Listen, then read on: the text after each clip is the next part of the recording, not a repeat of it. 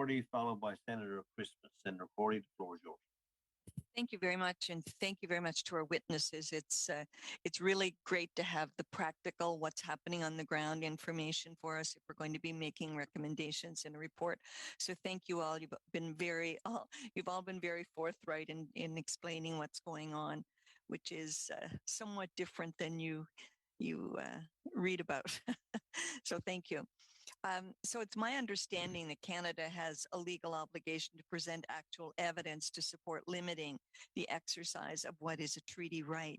So has the Department of Fisheries and Oceans presented any evidence to justify continuing to impose seasonal limits? In other words, have you personally seen any evidence that the livelihood fisheries presents a legitimate conservation or sustainability concern on lobster stocks? Because it's one thing to say it, it's another thing to have the information or the evidence, I guess it would be. So I guess that's open to any of you who would like to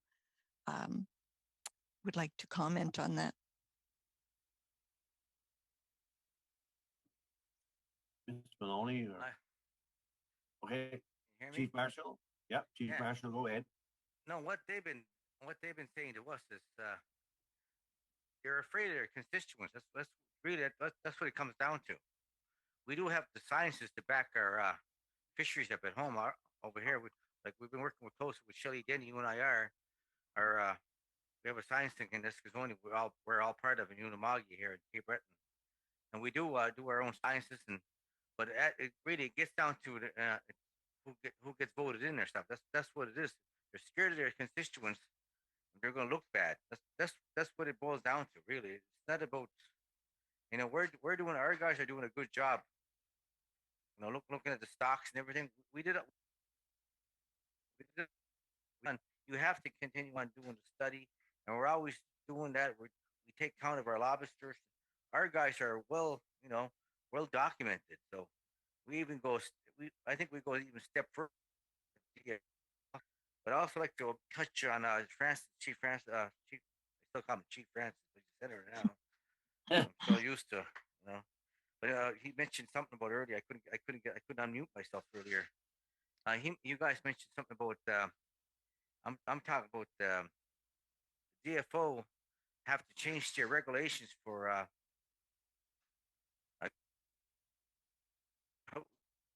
on their boats to monitor our guys, but DFO has to change their policies so they would let our guardians go on their boats to be a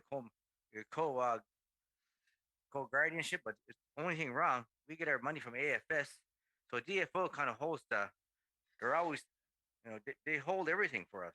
That's up to them how they change, but it's always when they want to do something, they hold the golden ticket really for they have to know all, they have all to say. And at the end of the day, you have to rely on DFO. We don't want to. Like Chief Posters was saying, we want our own fisheries. We want our governor own, but we do want to work with DFO also. But it's always after the fact, after they meet, then they come back to us after. We should be on the same room together when we're talking about rights and stuff. So that's where it hurts most of the time. It's always after the fact, and they give us these rules and said, no, it don't work that way. We want to be in the same room when you guys are talking. It's never like that though. They always miss the mark on that. Chief Polchi, would you like to make a comment there? Yeah, most definitely. Can you hear me? Yes, we can. Go ahead. Okay. I just always want to make sure. Thank you, Senator, for that question. And it's an interesting question, and I'm glad you're asking the question because Indigenous people are, students, as I mentioned previously, to the land and to the waters. And we talk about conservation. We ask for evidence about conservation with no reply, from DFO. A prime example is 100,000 traps versus 20 that my community receives. So, where's the balance here and who's providing the evidence? So to your question, we definitely see that there's, a conservation in evidence and we're not receiving it from DFO. In order to make the management plan work, we need to be able to have that evidence as well, which we're not receiving. Ms. Maloney, would you like to comment? I would, thank you. So there's two tables, if you recall. There's the implementation table slash negotiation. So it's the implementation of our rights. And there's consultation. So with respects to formal consultation with the Crown, with DFO, who sits at the table, they do bring their science people. The question is asked, why are you talking about conservation with respects to lobster when all the evidence and everything we hear that there is no conservation issue on lobster? And Chief Marshall said we have Dr. Shelley Denny, who does research on it, and she's telling us something completely different. So it's number one, a matter of trust. Do they come to the table with some information? They do come to the table with some science. They not necessarily, we're not feeling we have everything that we need. If they're looking at the to justify a limitation on a rights-based fishery based on conservation. But I do want to put this forward to you, because the commercial fishery is the avenue that has fully subscribed the fisheries, the lobster fisheries. And if they have, whether we agree or not, an issue with respects to lobster fisheries, well, then it's time to take back some of the access from the commercial fisheries and provide it to the rights-based fisheries. The commercial access is a privilege-based fishery. We're not saying take back all of the fisheries. I know one of the things that Dr. Denny had mentioned to our group, if you take only, and I can't remember the number of traps, was it 5 or 10 from each fisher who's out there, then you would have enough. And you can go back and look at co-management, co-governance on the science issue, on the conservation issue. So what do you do while you're talking about the justifying with respect to conservation? We have to build that. We have to build that together. But until we build that together, you need to provide access. Thank you, Ms. Maloney. Senator Cordy. Thank you very much. And certainly what you're saying is, as Chief Marshall said, it's not nation to nation if you're getting there after the decisions have all been made. So thank you very much for all of your comments. It's been 22 years since the Marshall decision, and I'm from Nova Scotia, and I remember the decision well. And still, Indigenous people are not included in the decision making, as you've all said throughout your presentations. So the plan of nation to nation discussions, clearly it's not happening.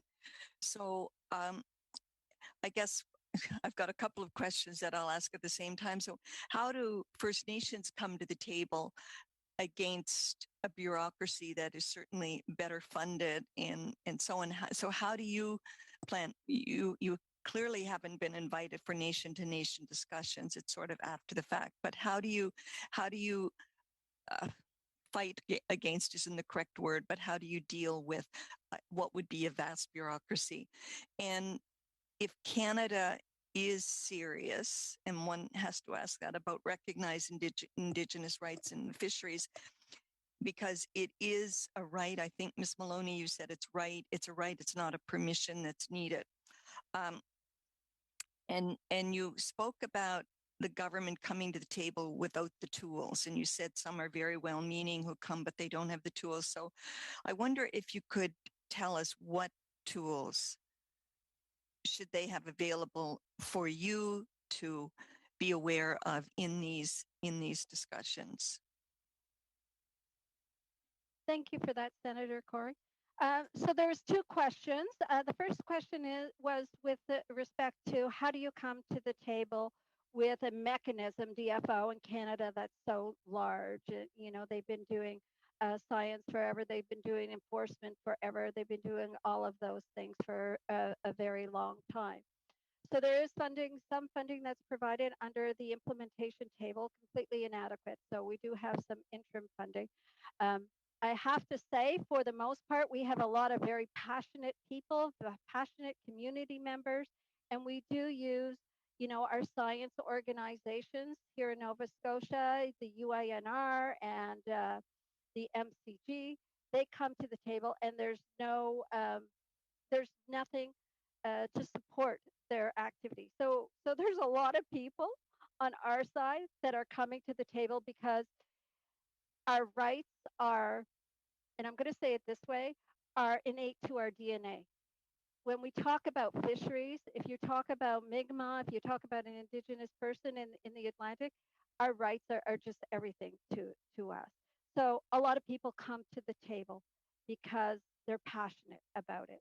And we don't have the proper resources to fight against. It's like Samson and Goliath. Here you have this big old government and big old DFO, and our community's doing the best we can in the situation, even to get people out there fishing.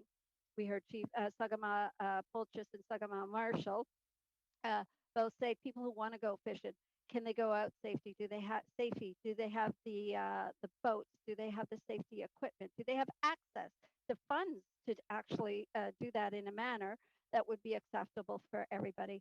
Do they have the ability to get loans?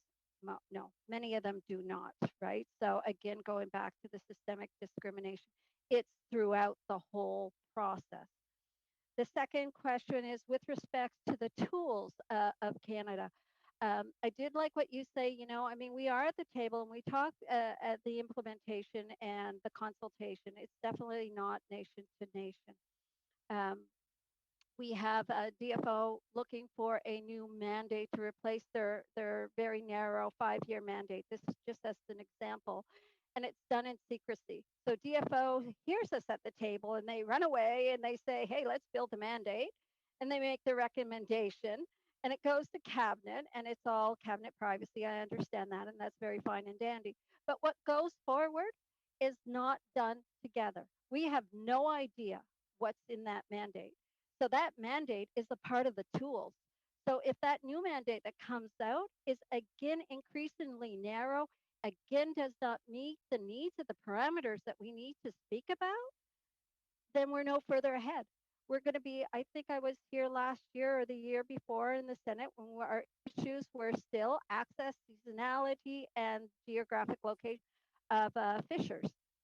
So we still have a couple of years later the same issue. If the mandate comes out with a very narrow in mind, then we will be here again next year and the year after because there will be no meaningful, the people who come to the table won't have the tools. They will be stuck within the mandate that we, the chiefs, the Sagamas, had no input in or no really meaningful government to government input in, nation to nation. Does that answer your question? Thank you. Thank you. Thank you. Thank you,